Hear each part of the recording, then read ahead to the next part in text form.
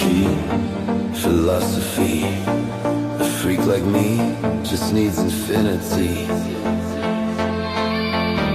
Relax. Save your time. Hello everyone. Welcome back to the JJ and Dioplatonis Philosophy Show. I believe this is episode 4. And yes, hi Dioplatonis. Hello. Uh, Hello, everybody. Please tell us what shall we be talking about today?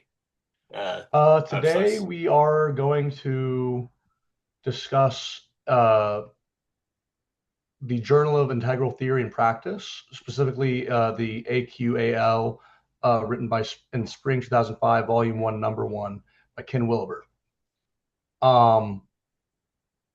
And essentially the basics of the internal operating system and the AQAL map.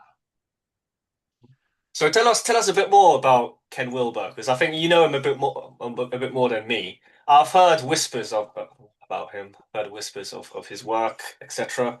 Via Twitter, and one of my sisters also mentioned him to me before. I know he's basically a meta theorist, but Yeah. can you expand on this, please, Dr. Slice?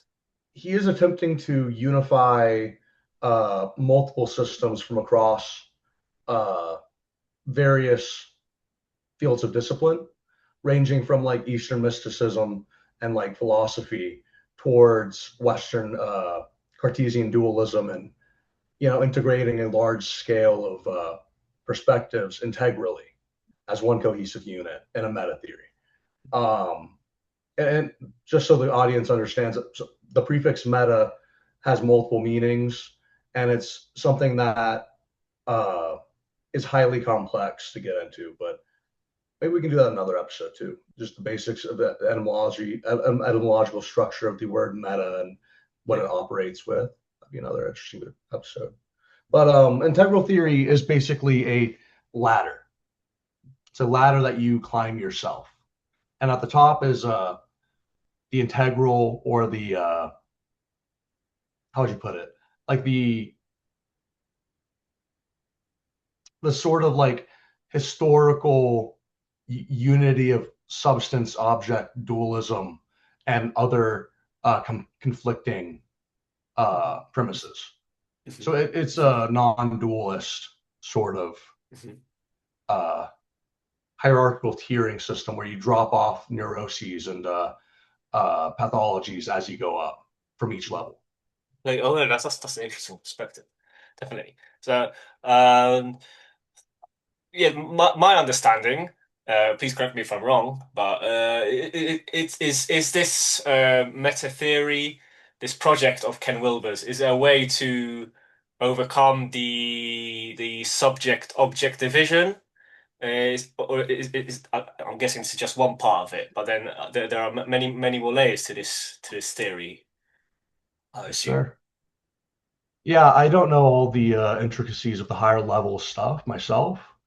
And that's why I'm somewhat skeptical of it myself. I prefer my own very skeptical, like almost maximally skeptical form of attaining some kind of inner peace and joy, you Yes. know? And there's But always going to be issues and things that impede on that, but it's all about the effort, what I would living by the say, now principles. this is just a general comment, but since obviously it depends where you live, but in a lot of these mega cities, obviously there's a clash of cultures, right? Yes. There is this multicultural society, and there's people from different backgrounds. So I guess such a theory is going to become more and more relevant as we enter the 21st century, because hopefully, well, Yes. it will be a way for people to maybe understand each other better, etc. Right? Exactly. It's the Because meat and this is a practical aspect as potatoes. well to it. I'm sorry, what? There's a practical aspect to this as well. We're not just theorizing Yeah. because Well, it's one of those things, like people have to have some means of finding common ground based in, um, bare principles and like Mhm. uh, Yes. systematic agreements and disagreements that they can identify with one another. and say, okay, let's grow in our knowledge of one another Mhm, mhm, based upon this conflict or this synchronicity between us. mhm. And based on secular language, I guess this is Yeah, important as well, right? yeah, exactly. That's the biggest part. I mean, Yes, it's a exactly. common, it's a lingua franca Yeah, of politics, I would say. yeah. So now, Dioplatos, I'll share the screen. We can, I guess, we'll go through the diagrams. I guess that'll be the easiest way, and then perhaps we can pick out some key like texts. Yes. Yep, So this time, hopefully, I'll share the screen correctly. That's that's good. right. Yeah, we've got our Yes, faces here sir. as well. Brilliant. Okay. Let me just zoom in here. Uh, so. So I guess I'll read this quickly. I'll read this out quickly. The author introduces the fundamental elements of the integral operating system or integral model: quadrants, levels, lines, states, and types. In addition, a sixth element of bodies is also discussed and contextualized within the overall framework of the integral model. Extensive examples are given that show how the integral model can be used in everyday life to help any endeavor or activity become as comprehensive and effective as possible. Furthermore, specific examples are given of applying an integral operating system in medicine, business, ecology, and spirituality. Okay. So, any comments there, Clarence, about this? Or I would you I add don't know. anything It's to just a this? very inspiring. It's a very inspiring scope and scale of application, and I think that it's great. You know, if this is going to work, and I think it is a good model because people have talked positively about it. And you look at other people's models, like Scientology, for instance, terrible when it comes to like actual meeting people where they're at, kind of thing. And instead, it's meeting people and then getting them into A cult. a apparatus. Yeah, Yeah, cool. yeah, yeah. Control group. It's a control group is a better term So because it's good. It's good that it's a Clarence that new you touched religious on this. movement, blah blah blah blah. Yeah. But this is like a theoretical system. This is like meat and potatoes of how people should like can philosophically address community and society at large. So let's continue. I think that's Yeah, so let's go to diagram perhaps. I mean, I think this will be a good place to start because pictures can help us process information much yeah. more effectively. So I'm So just they're trying to talking about find Kant. They're talking about the first diagram here. Oh, so here we have one. Okay, I think I like this one. kinesthetic. So this is quite interesting. So yeah, I like here these this division: egocentric, ethnocentric, world-centric. So I can definitely attest to this process, perhaps in my life, where before I was definitely more ethnocentric in my thinking, but as I grew older, as I matured, I'm more leaning more to the world-centric position. Not totally, obviously, but I'm I guess integrating various ideas that are associated more with the world-centric perspective. Then obviously egocentric, I guess. I think what I would say about the ego is that we do need an ego, I think, to survive personally. I don't know. I don't think this idea of ego loss, of total ego loss is possible. I don't know. Perhaps if you're a true spiritual master, then yes. But otherwise, I think everyone needs an ego to operate in this world of ours. And so, yes, I don't know. Can you perhaps talk about the other part to this diagram and also touch on whatever you want, really? So I would say I agree. Like I used to when I was younger be very, very ethnocentric. And it was kind of stupid and it made people not like me. And I didn't like myself because of it. It was a very and I think there is a certain degree of that that's important. So for instance, like common world centric um cognitive or emotional um approaches to that ethnocentric idea makes sense. Like if everyone deserves self-determination, you can't use, it's something that applies to everyone and everything. And it sort of overtakes the whole spectrum, I would say. Wherein like you're saying, well, even I deserve some level of standards, and everyone does, everything does. It's Yes. yeah, I think this is a great system for what it's trying to do. And I think it's a wonderful uh, graph. I think it's a wonderful graph. The psychograph is interesting because I mean it splits up the self into five main forms, which I think is a good number. Although I also think it's important to realize that the inverse is true. Like there's one or none of a self identity that works. Like you have to be selfless, and to be selfless is to be selfish at the same time in ways. If that makes sense. Yes, because yes, well, regarding your last comment there, if you become selfless, if you lose yourself in the crowd, as Kierkegaard famously said, then this is a problem as well, right? Yeah. And this relates to your paradox that you just mentioned, that you have to be both selfish and selfless at the same time.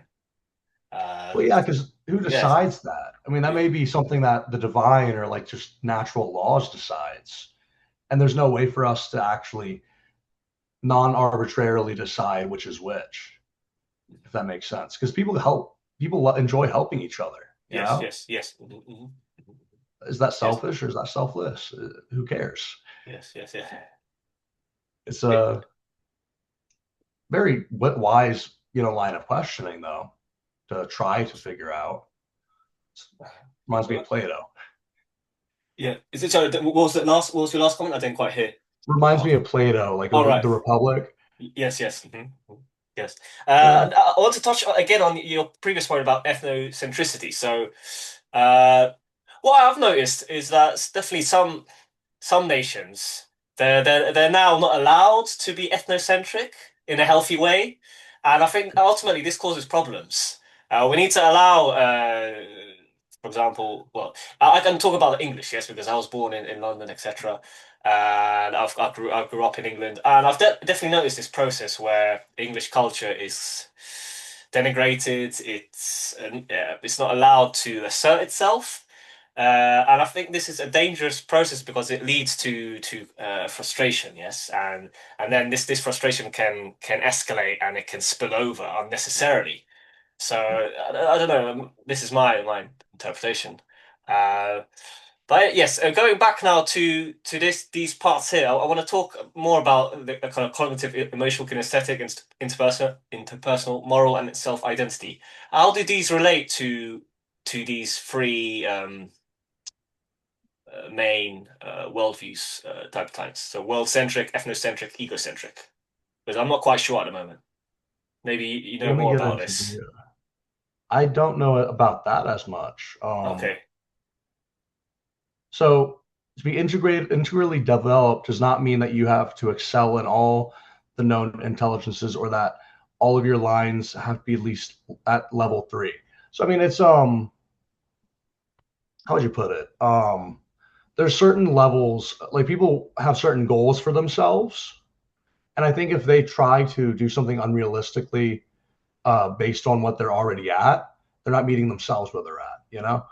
And trying to change things, their worldview or the tier of their worldview, they run into a internal conflict, where they're trying to be something that they're not, and they have to work towards it and do so in a positively well constructed and introspective way.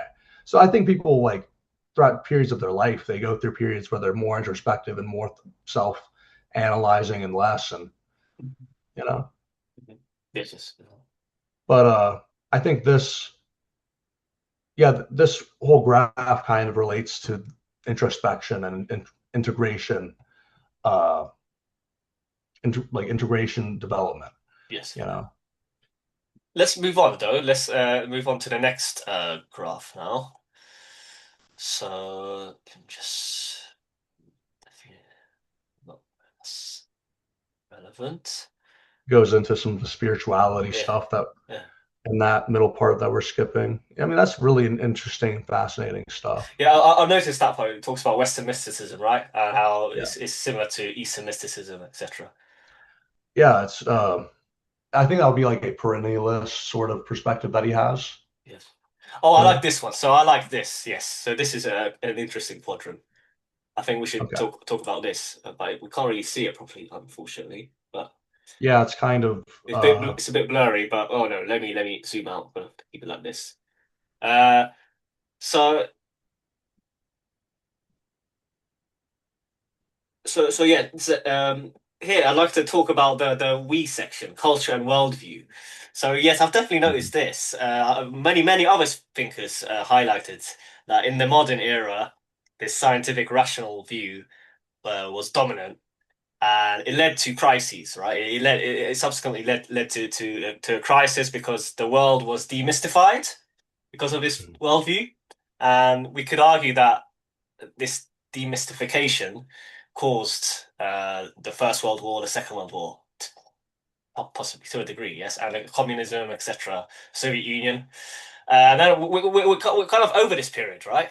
I think we've learned from our mistakes as humans, and we're starting to perhaps bring back mysticism into our world, right? In the postmodern era, I've noticed this trend in spirituality, etc. People are trying to reconnect with the divine. So I guess this would be my first comment about the quadrant. What do you think, Dioplatonis? You can talk about anything you want here. well, I think that it goes up to level 8, right? Yes. I can see 8 levels. Yes.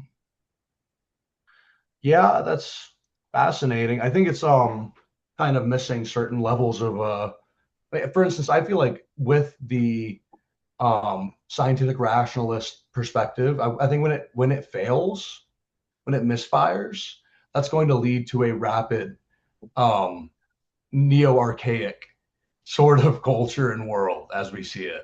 Like people are just going to completely be like, "Oh, what the heck were we even thinking? Let's just hang out. Let's do labor when we need to."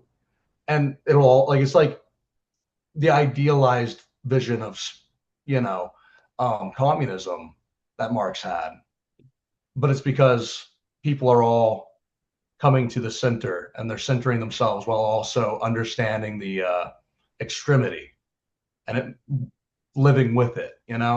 So like I imagine moving people can move from the integral to the holonic within the system, while in another worldview, what I described happens, and it's the same thing.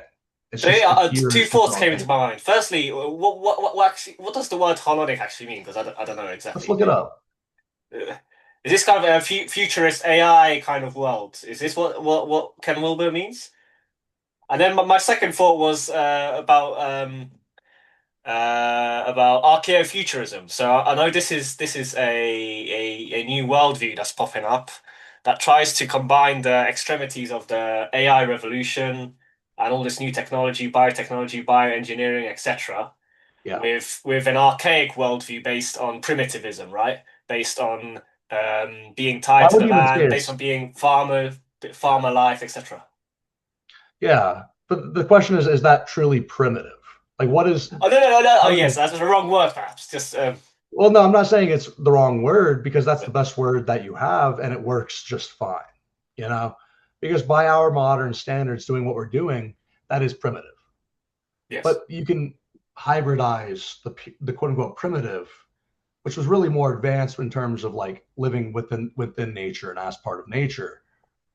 We're kind of an ascended level of humanity in that way, where it's like we are self-enraptured through technology and the global community. We can find like-minded people and not have to worry about much. Yeah. Um, It's weird. I like it. yeah. No, it's changing definitely. I like this quadrant as well. It's so foraging. We were hunter gatherers. Then we were agrarian societies, right? Based on farming, etc. Then we had the industrial revolution, the industrial period. Now we're in the information era, right?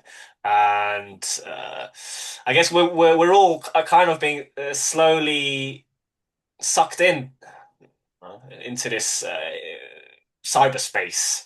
I think Well, that's the thing. I think we're all cyborgs, anyways. cyborgs a little bit. Yes, I Yeah, mean I'm because when trying you to. drive, when you drive, you feel like the car is an extension of your body, and that's intentional by our nervous system as an adaptation to our reality over the past like couple hundred years for everyone. Yeah. You know what I'm saying? Yeah, Like yeah. It's weird. It's Sorry, I weird. I interrupted. mean, I'm trying to obviously set firm boundaries when it comes to the use of my, you know, time and how I use this technology. But yes, this process is taking place in general, as he said, Dioplatonis. Well, I don't really understand what. All right, this quadrant at the top here, top left. Instinctual, magic, egocentric, mythic self. Okay, achiever self, sensitive self, integral self, holistic self. Do you have any comments about this quadrant here? Or not really? Not quite.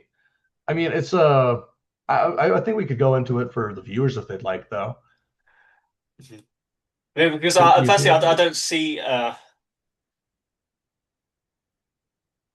think personally, I think I guess many of us, or nearly everyone, is a mixture of all of these Yeah.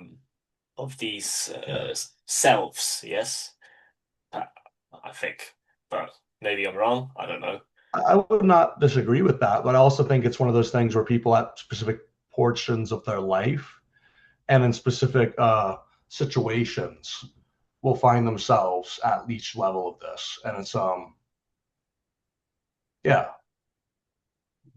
it has transpersonal waves at the very end, and I think that relates to um like it loops around in on itself from going in ad infinitum and connects with its right. So self and consciousness connects with its social systems and environment, and that they're part of the same spectrum as well as connected at the 0 point.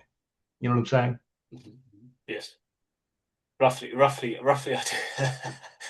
Yeah, it's a weird thought, Here maybe but you lost me slightly, but well, you could just look at it like a 16 scale thing where it goes from 0 out, negative and positive one, and add up or up until 8.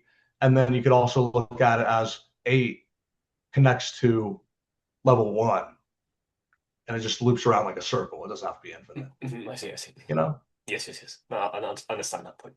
But this last one, yeah, this is definitely interesting for me. So I've read a few books on neuroscience, and I definitely went through this process where I was definitely tied to my limbic system before when I was younger, and as I've grown older, I've started to become more tied to obviously the prefrontal cortex, the frontal lobes, right? Because this is where rational thought comes in, reasoning, etc. I guess it's a normal process. You know, when we are teenagers, well, I guess we do stupid things and we don't really think rationally, right? Uh, but so I like this kind of division here. Yeah. Yeah. I think it's Uh, important to keep the objective and subjective separate uh, in a systemization such as this. You know, yes. it's good.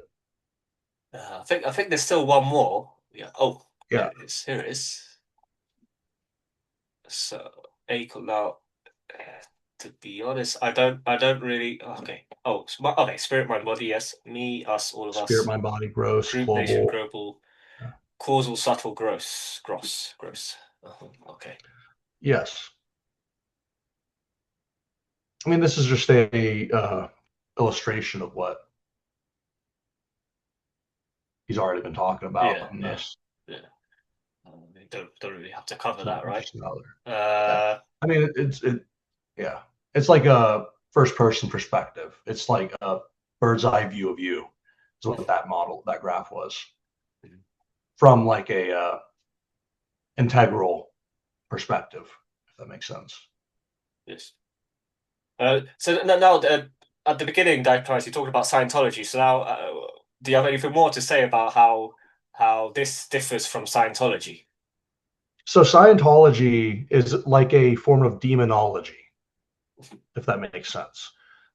They think of themselves as these ancient beings that are becoming hyper advanced futuristic time traveling aliens, basically.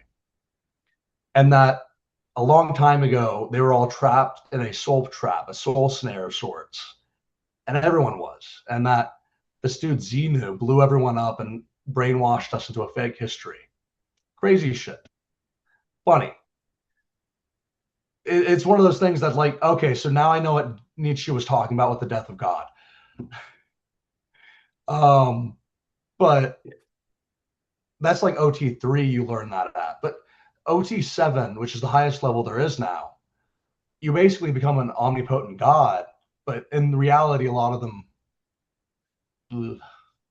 themselves, you know. It's messed up. It's messed up. I feel like with this is a lot more healthy. You know, like this is not ego inflation. This is a steady, coherent analysis of oneself. Yeah, okay, I see. Yes. I like this distinction. Yes, so a thought that popped into my mind as you were talking about Scientology there, Dioplatonis, was yes, this rejection of history, right?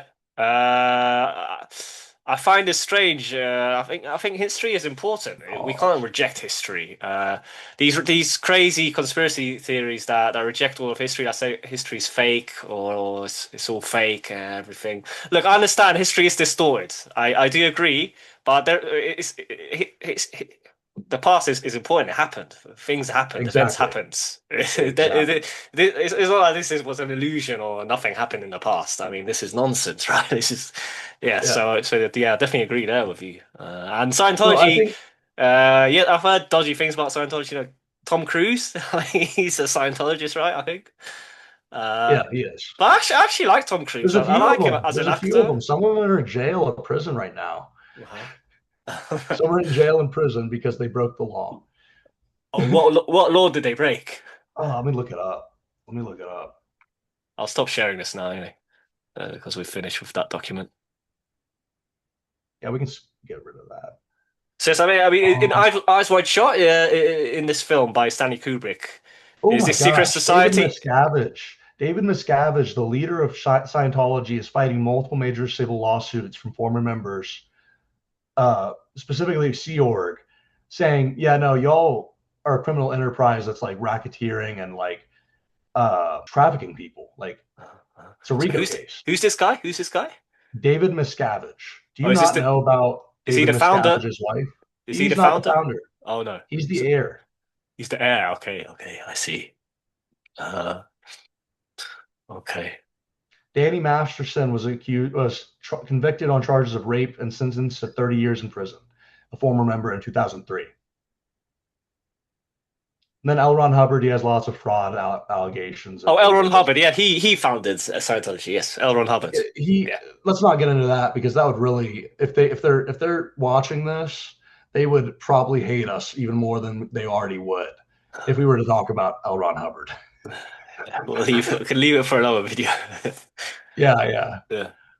Anyway, I think that's all for this topic. What do you think? Do you have anything else to say about Ken Wilber? About Ken Wilber, Ron Hubbard. That's all I'll say about that. I like this stuff so far. I think we could make more videos and like investigating more high level papers around integral theory. I hope everybody enjoyed. Love you. Thank you for watching. I think that'll be all. Yes. Thank you as well, everyone. For if anyone watches this, thank you for watching.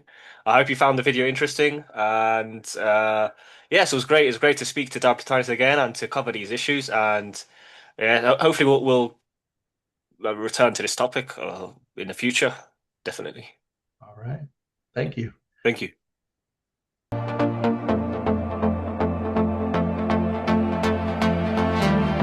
Here's my key, philosophy. A freak like me just needs infinity.